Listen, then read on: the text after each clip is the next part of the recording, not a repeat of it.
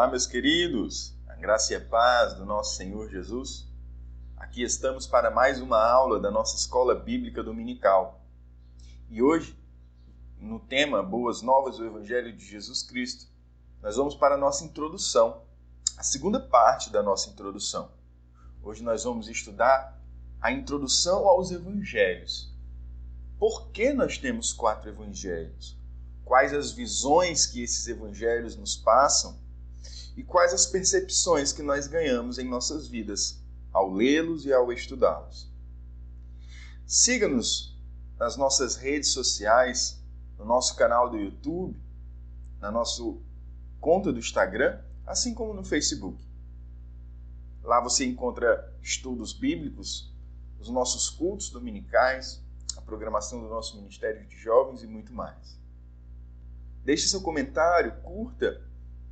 Mande uma mensagem do que você está achando da nossa Escola Bíblica Dominical, que você possa ser edificado com mais essa aula. Por que nós temos 4 evangelhos? Essa é a primeira pergunta que eu gostaria de estudar com você aqui nesse momento. Os 4 evangelhos vão nos revelar algo distintos e únicos, mas com o mesmo caráter. Existe um evangelho de açúcar. Busque o evangelho que rasga, que lhe faz brotar lágrimas, que lhe dá cortes e feridas na sua consciência.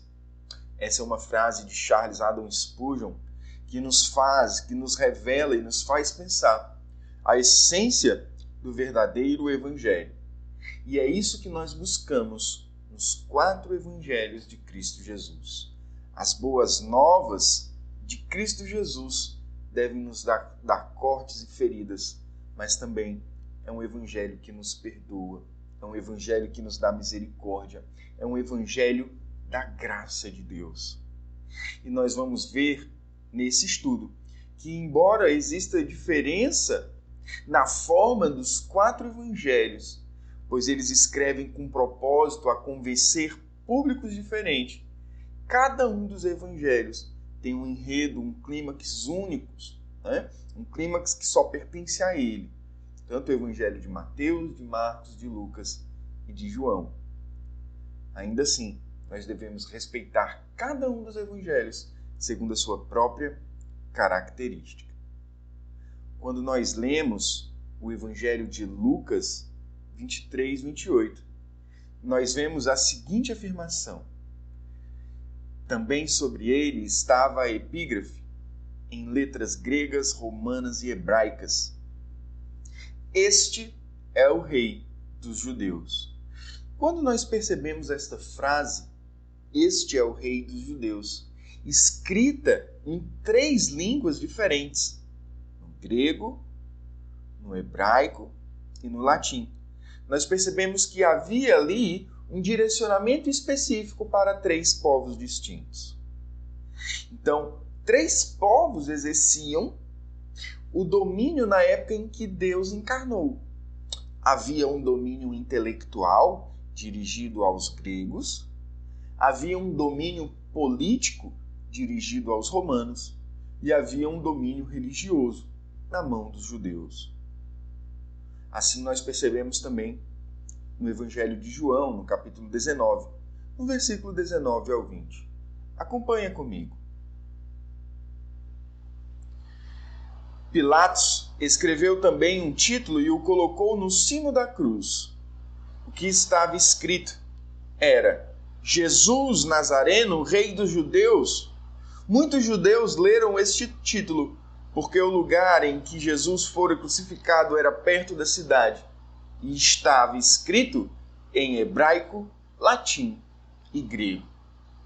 Então nós percebemos com isso que havia a preocupação de anunciar o Evangelho a Cristo Jesus a 3 nações distintas. Ali nós percebemos que o Evangelho de Cristo Jesus começou a percorrer todo o mundo, todos os lugares. Nós percebemos então que há um propósito exclusivo para o Evangelho de Mateus, de Marcos e de Lucas.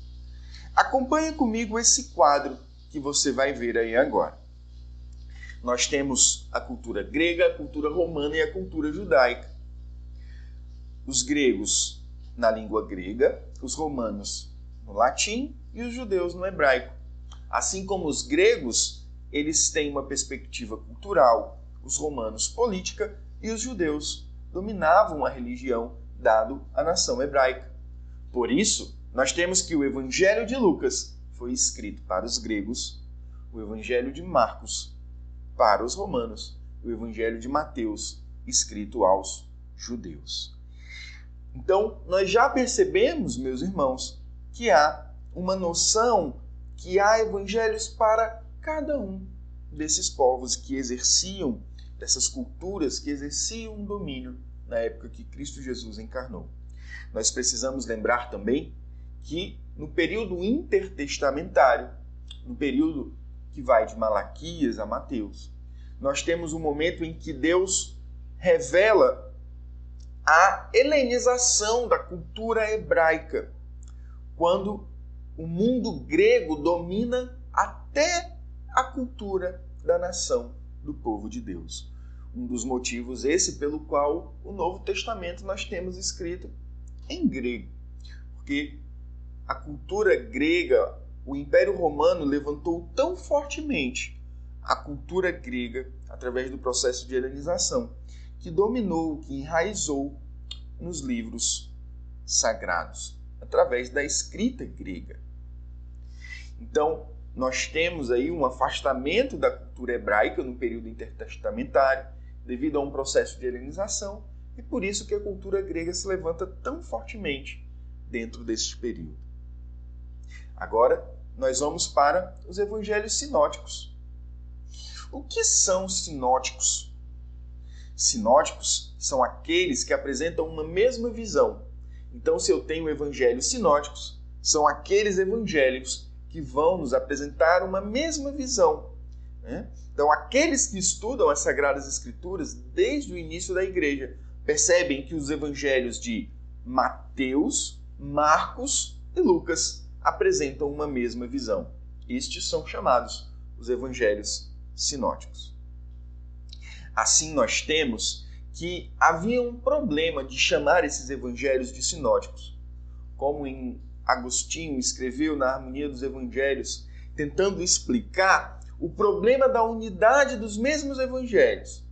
Pois, embora eles apresentem uma mesma visão, eles têm peculiaridades únicas, apresentam características únicas. O Evangelho de Mateus é específico, o Evangelho de Marcos também, assim como o de Lucas, apresenta uma visão própria. Nós não podemos abrir mão dessa visão única que cada evangelho nos dá. Vamos perceber agora, através de um estudo de David Rayleigh, no seu livro Introdução ao Novo Testamento. Observe comigo alguns fatos. Estima-se que o Evangelho de Marcos é o mais antigo dos evangelhos sinóticos.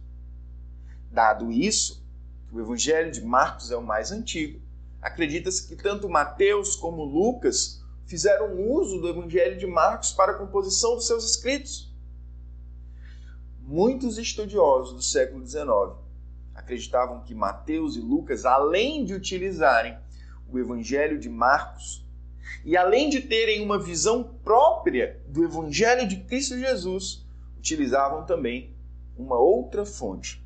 Essa fonte foi chamada de Quellen, ou fonte que vem do alemão Quellen. Hoje em dia, nós descartamos essa possibilidade, pois nós cremos que a autoria do Evangelho de Mateus e de Lucas vem da inspiração divina e do guiamento através do Evangelho de Marcos e da própria visão de mundo, da cosmovisão que tanto Mateus quanto Lucas apresentaram. É quase universalmente aceito que houve outras fontes para a composição de Mateus e de Lucas, como nós falamos. São fontes próprias, fontes únicas, fontes que somente Mateus e Lucas puderam observar. Acompanhe esse quadro comigo agora, que nós vamos compreender um pouco essa fonte robuscada dos evangelhos. Nós temos Marcos como sendo o primeiro evangelho, Mateus e Lucas bebendo dessa fonte que é o Evangelho de Marcos, e bebendo também de M para Mateus e L para Lucas, que representa fontes próprias, uma visão própria que cada evangelista teve. E além disso, uma fonte Q, que como eu falei, hoje em dia nós já desconsideramos essa fonte Q. Na verdade, meus irmãos, nós devemos fazer como os primeiros cristãos faziam. Ler os evangelhos como relatos fiéis, independentes da vida e ensinamentos de Jesus. As diferenças entre os escritos e os escritores mostram as independências de cada evangelho e as similaridades refletem um fundo comum de informações históricas e a comum inspiração de Deus para cada um dos evangelhos.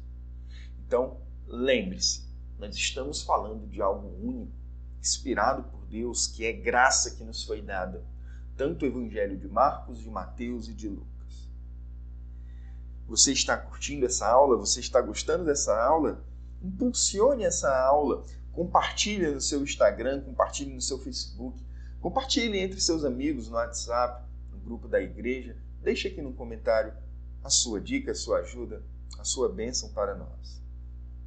E vamos adiante. E nós chegamos à visão de Ezequiel, no ponto 3 agora da nossa lição.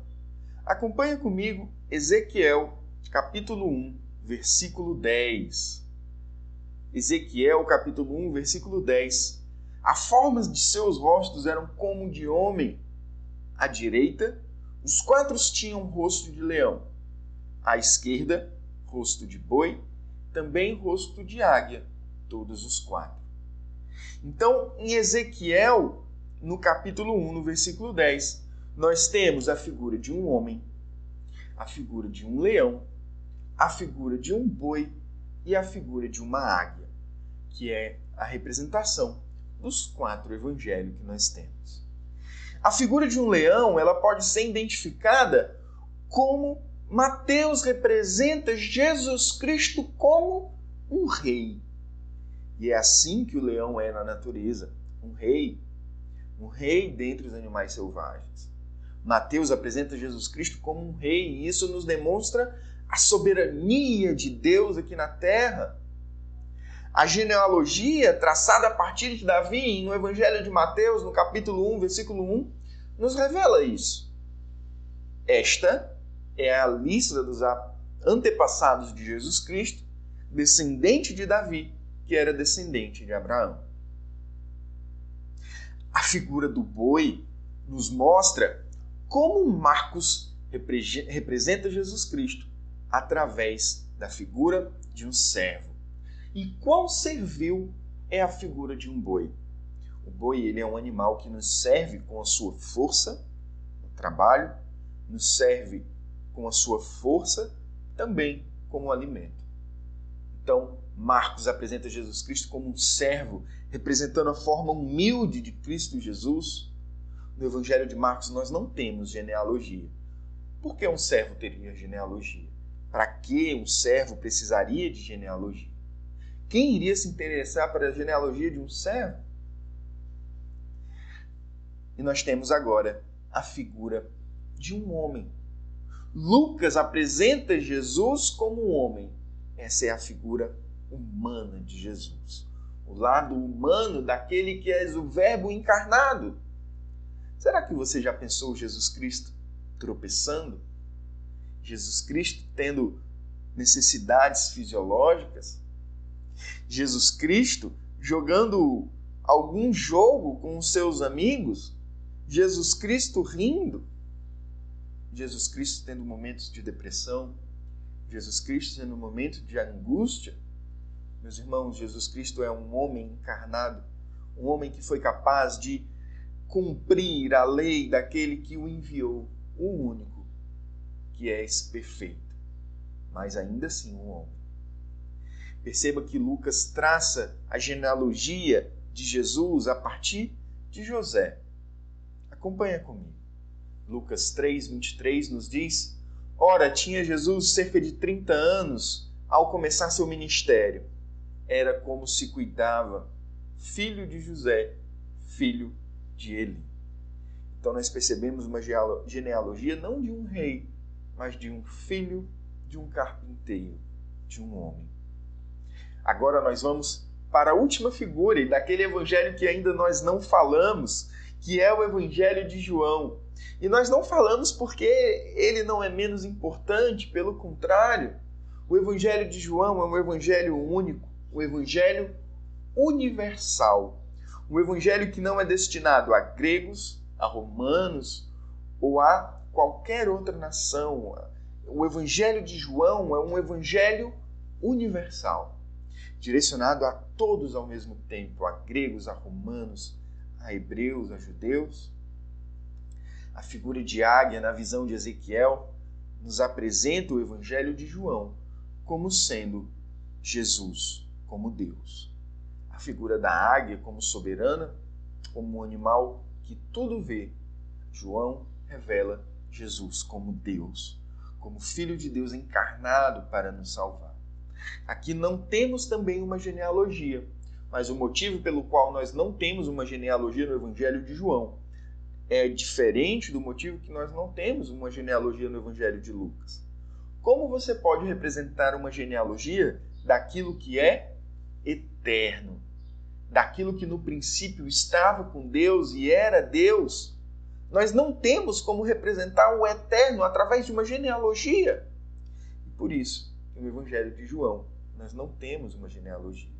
Acompanha comigo João 1, versículo 1 e 2. No princípio, o Verbo era Deus, e o Verbo estava com Deus, e o Verbo era Deus. Ele estava no princípio com Deus. Este é o motivo, meus irmãos, para o qual no Evangelho de João nós percebemos Jesus como Deus. Ponto 4 da nossa lição nos revela isso de uma forma especial. João, um novo evangelho. Será que João nos dá um novo evangelho por apresentar uma visão não sinótica com os outros três? Acompanha comigo. Nós percebemos o conteúdo do evangelho de Marcos, que foi o primeiro escrito. Percebemos um vasto e grande material que João não utilizou, que é fonte única. João usou várias fontes que provavelmente Marcos desconhecia, mas isto porque João estava mais próximo de Jesus. Lembre-se, João era aquele que Jesus tinha como pessoa mais próxima. João pode ter ouvido muitas coisas que nenhum outro apóstolo ouviu. João viveu muitas coisas que ninguém mais viveu ao lado de Jesus. Perceba esse quadro que nós vamos apresentar agora, e nele você verá as coincidências e as peculiaridades dos evangelhos. Analisa comigo. Você tem o evangelho de Marcos, Mateus, Lucas e João. E dentre aí você tem as coincidências e as peculiaridades. Então você percebe que Marcos apresenta 93% de coincidências em relação aos outros evangelhos. E peculiaridade, João apresenta 92%. Como é grande esse número? E isso que torna para nós o evangelho de João o evangelho singular, universal. João 20:31 nos revela o principal motivo pelo qual esse evangelho foi escrito. Estes, porém, foram escritos para que creiais que Jesus Cristo é o Filho de Deus e para que, crendo, tenhais vida em seu nome. Então, assim, meus irmãos, nós encerramos essa aula. Percebendo a visão única de cada evangelho, de como cada evangelho se encaixa perfeitamente na palavra de Deus. De Gênesis a Apocalipse, nós percebemos Cristo Jesus sendo revelado progressivamente até a sua vinda aos evangelhos. Não esqueça, os evangelhos são evangelhos vivos, capazes de lhe transformar, de lhe renovar através da vida de Cristo Jesus. Para encerrar esta aula, eu gostaria de ler a passagem que está no Evangelho de Mateus, no capítulo 28, no versículo 20. Ensinando-os a obedecer a tudo que eu ordenei a vocês. eu estarei sempre com vocês até o fim dos tempos. Palavra do nosso Senhor Jesus Cristo. Meus irmãos, a obedecer tudo que eu ordenei a vocês, mais uma vez, a obedecer tudo que Ele nos ensinou e estar sempre conosco. Isso é o que Cristo Jesus nos diz. Ele nos dá o Santo Espírito para nós compreendermos as Santas Escrituras através da visão que Ele quer que nós entendamos. Mas ainda assim, nós temos que obedecer.